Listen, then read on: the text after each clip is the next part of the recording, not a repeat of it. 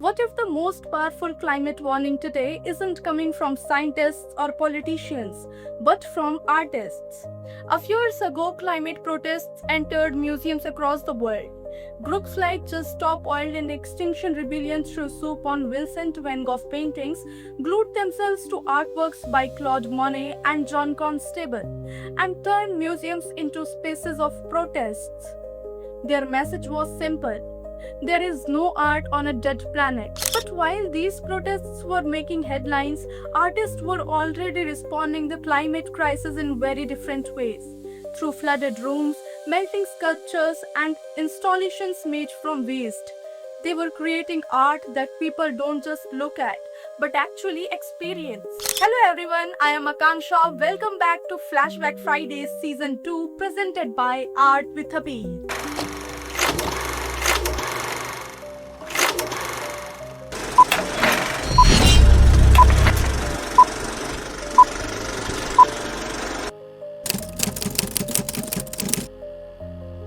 Today, we are talking about eco art and the artists, including those from India who are turning climate change into something we can see, feel, and connect with emotionally. Let's start with 5 international artists who have built entire practice around the planet. Take Olafur Eliasson, the Danish Icelandic artist whose work has perhaps done more than any other to make climate change something people can feel, not just read about. In 2014, Eliasson placed massive blocks of glacial ice pulled directly from Greenland outside institutions in London, Paris, and Copenhagen.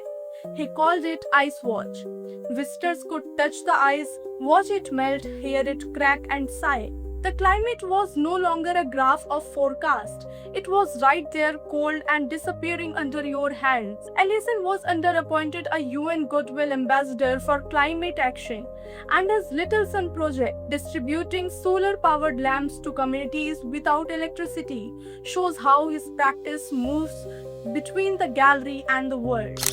Then there is El Anatsui, a Ghanaian sculptor working in Nigeria, who has been making art from waste since 1970s, long before recycling became fashionable. He is best known for his enormous wall hangings made from thousands of bottle caps, flattened and stitched together with copper wire into shimmering, cloth-like tapestries.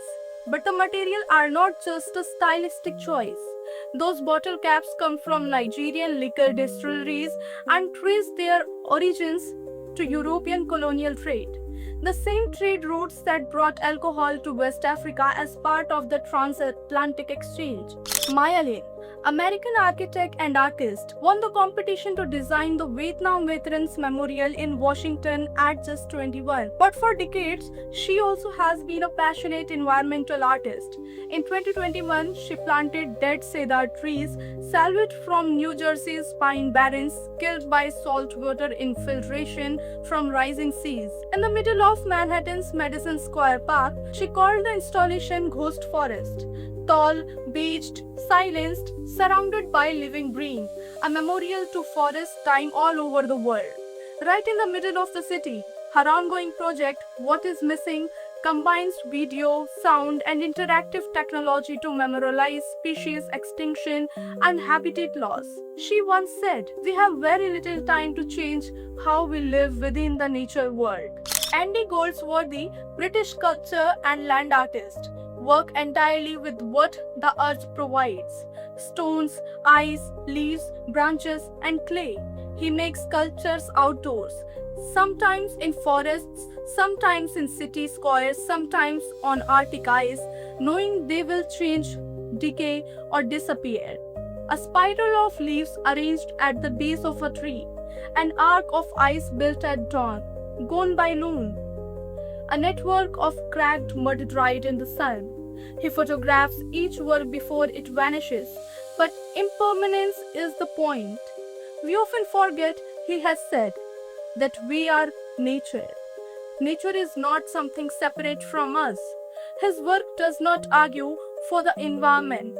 It is the environment, briefly held, then released. And Edward Burtynsky, Canadian photographer, has spent his career making images of environmental destruction so visually overwhelming that you cannot look away. His aerial photographs of oil fields, ship-breaking yards, mine tailings, and pivot irrigation systems are enormous in scale and almost painterly in composition.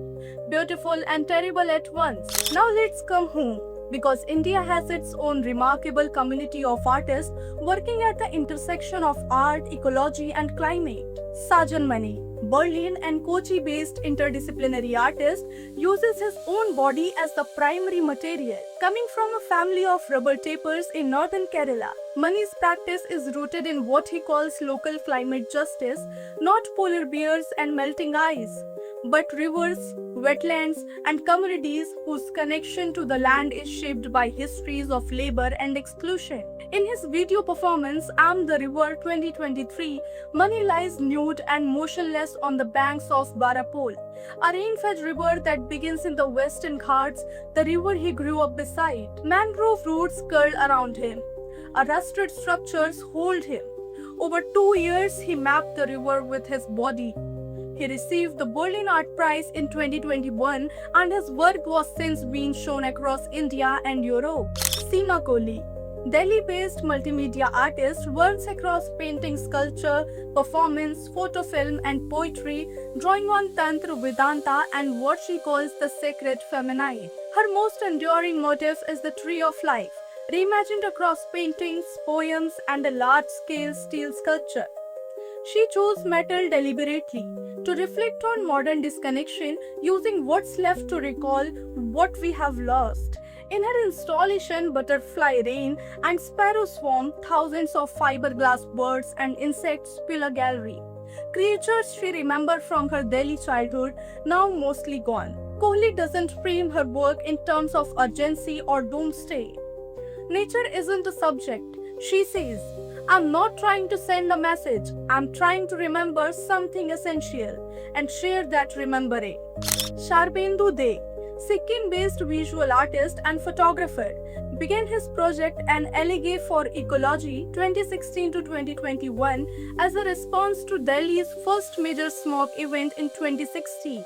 Trained in photojournalism, they stages carefully composed photographs of human and animals sharing sealed domestic spaces, imagining a near future where people can no longer survive outdoors. A beekeeper preserving pollinators in an apartment.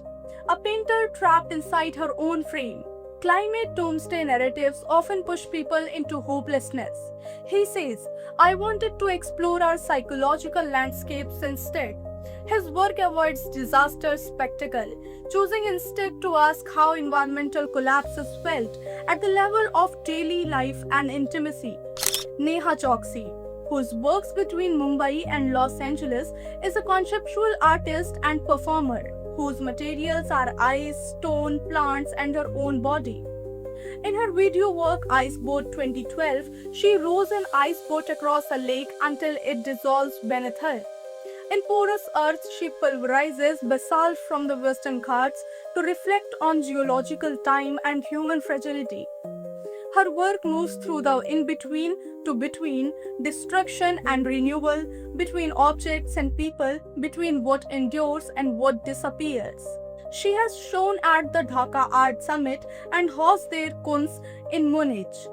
For Choksi, ecology is not a theme. It is a deep inquiry into interdependence, asked through materials that cannot lie. And Himali Singh Soin, based between London and Delhi, works across poetry, performance, film, and installation. Her long-running multimedia project, We Are Opposite Like That, reimagines the Arctic and Antarctic not as distant frontiers, but as places entangled with colonial history, empire, and Indian experience. A spectral narrator drifting between equator and ice cap tells a story of loss, longing, and estrangement. Her collaborator, composer David Soin Tepeser, builds music where the woodwinds echo the Arctic terns migration and strings mimic cracking ice. Her recent show, The Hedge of Halomancy, currently at Tate Britain until August 2026, explores how the British Empire planted a vegetal barrier across India as instrument of colonial control. For Soin, the climate crisis is inseparable from the history of empire. Art needs that galactic distance, she says, so it can be prescient in the present and archival for the future. So, what connects all these artists? From Eliason's melting ice to Sajan Mani's lying in a river, from El Anatsui's bottle caps to Himali Singh's sewing singing glaciers. None of them are making art about the climate crisis the way a news article is about the climate crisis. They are making art that lets you inhabit it from the inside. They work with ice that melts, with bottle caps that carry the weight of colonial freight, with dead trees standing in a living park, with the body lying in a drying river. And crucially, none of them are offering easy consolation. They are not telling you that it will be fine. They're asking you to stay in that discomfort long enough to actually feel what is at stake. Because that is what art can do that a policy document cannot. It can make a planetary crisis personal. It can make data into grief, or into beauty, or into a question you carry home with you. The earth is the oldest subject in the art.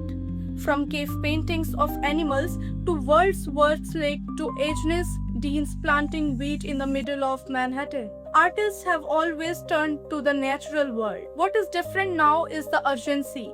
And what is almost different in the growing recognition that the climate crisis is not the same crisis for everyone. It hits the Robert Tapers River differently that it hits the City Gallery. These artists know that, and their work shows it. The climate crisis is not a future problem. It is a distant one. It is already here in the smog over Delhi in 2016, in the mangrove roots curling around a performance artist's body, in a bleached cedar trees planted in a New York park. Art cannot stop a glacier from melting, but it can make sure we are paying attention while it happens.